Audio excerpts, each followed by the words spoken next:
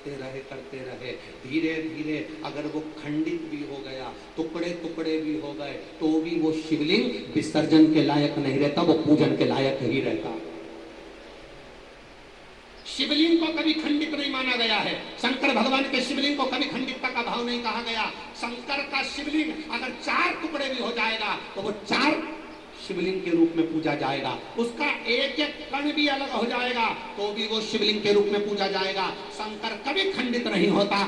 शंकर भगवान तो वो जीवन के सुख को प्रदान करने वाला होता, उसकी खंडितता नहीं रहती। वो अजर और अमर है, उसकी खंडता नहीं।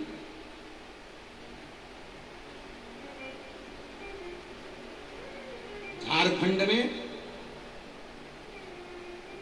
जम्मू में, गुजरात में, महाराष्ट्र में, मध्य प्रदेश में भी कई ऐसे मंदिर हैं जहां पर शंकर भगवान के छोटे छोटे टुकड़े तक हो गए हैं।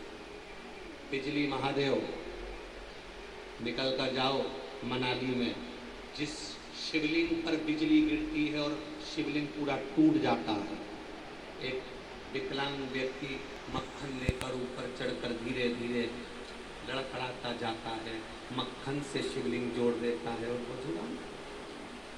शिवलिंग कभी खंडित नहीं होता, वो अखंड है, आनंद है, वो उसकी खंडता नहीं, उसकी खंडितता नहीं। गुरु जी, हमारे घर में जो लड्डू गोपाल है ना, छोटे से गुरु जी, वो लड्डू गोपाल बहुत छोटे से हैं। हमारी बहू वृंदावन जा रही है, हमने उससे बड़े लड्डू गोपाल बुलवाए। क्यों?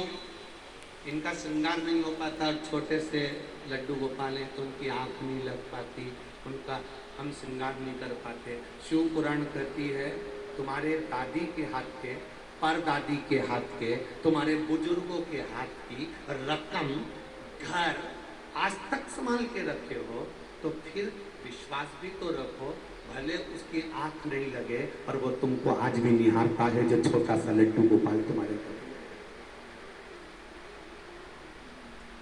नागपुर के पल्लोड़ परिवार, जिनके घर में चोर ने चोरी कर ली, ठाकुर जी के मंदिर में प्रवेश कर गया, चांदी के बर्तन थे, चमकदार लड्डू गोपाल की मूर्ति थी, उसको लगा ये सोने की होगी, चोर ठाकुर जी को भी ले गया, चांदी के बर्तन भी ले।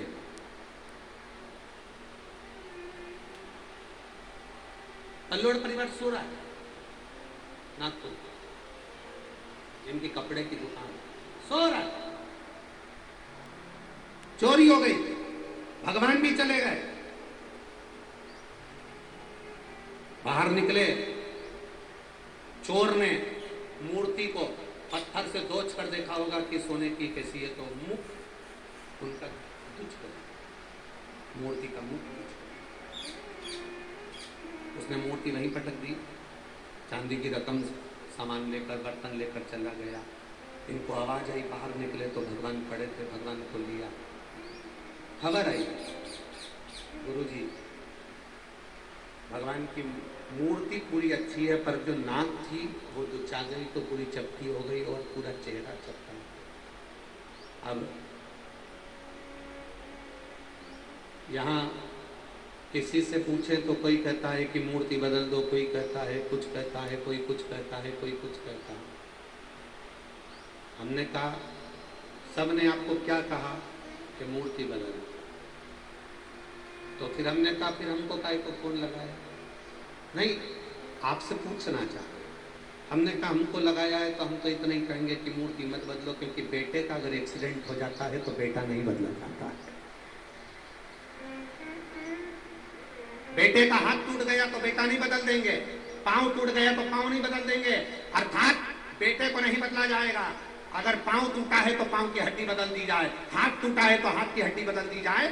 अगर फेस पर पत्थर मारा है, नाक की जरूरत नहीं है, बाजार में आंखें मिलती है वो लगा दीजिए, कंकु से थोड़ा सा भगवान का होठ बना दीजिए, थोड़ी नासी का, मेरे गिरिराज बाबा का तो रोज श्रृंगार होता है, ऐसा श्रृंगार अपने ठाकुर का करना प्रारंभ करो। मेरा घर का बेटा नहीं बदलाता, केवल उसके शरीर का अंग जरूर बदल सकते हैं। भगवान अगर तुम्हारे घर में थोड़े से भी अगर कुछ हुए हैं तो थोड़ा बहुत तो तुम संजो सकते हो। ये मेरा नाम, ये मेरा ठाकुर संजो।